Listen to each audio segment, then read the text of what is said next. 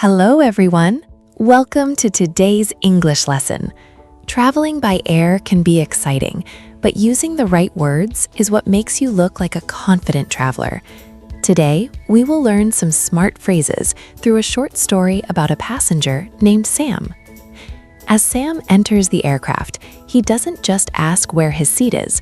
He approaches the crew and says, "Excuse me, could you point me in the right direction? I'm looking for seat 15A. Did you notice that? Instead of saying, "Where is my seat?" use the phrase, "Point me in the right direction." It is much more polite and professional. Next, Sam needs to store his bag. He asks the flight attendant, "Is there enough room to stow my bag in the overhead compartment?" Here, the word stow means to pack something away neatly.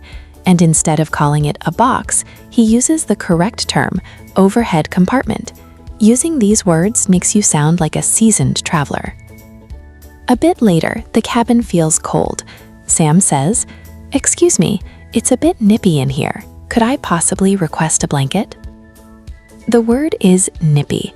It is a natural, native way to describe a slight, chilly feeling. It sounds much better than just saying it is cold.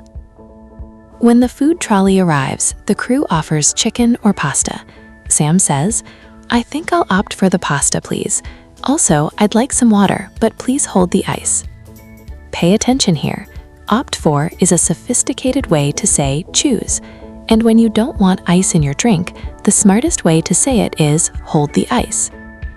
Finally, Sam wants to know when they will land. He asks, "Excuse me, what is our ETA? Are we on schedule?" ETA stands for Estimated Time of Arrival. It is the professional way to ask about your arrival time. And on schedule means the flight is exactly on time. See? By using these smart phrases, Sam communicated like a pro. Try using them on your next journey. If you enjoyed this story, please subscribe to our channel for more easy English lessons. See you in the next video. Happy traveling!